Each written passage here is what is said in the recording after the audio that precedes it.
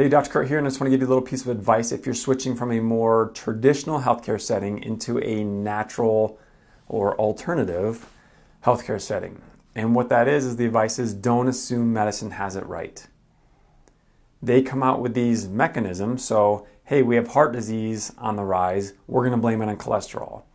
And you're like, well, that's great. I don't want to take a dangerous statin. What I'm going to do instead is take red yeast rice and lower cholesterol. That did nothing. You're doing the exact same thing as they are, assuming they're right, without asking more important questions. And that more important question is always going to be why.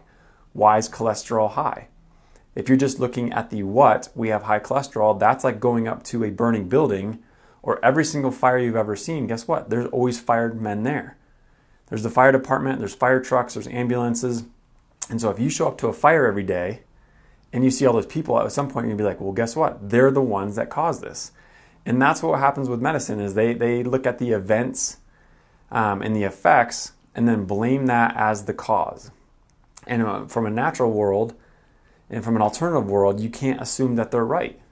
Because you could look at the same situation, the fire department, and blame the fireman there as the one that caused it. And so you're like, hey, let's pass legislation to get rid of fire departments. Or you can look at it and be like, hey, they're there to do something important. Why are they always there?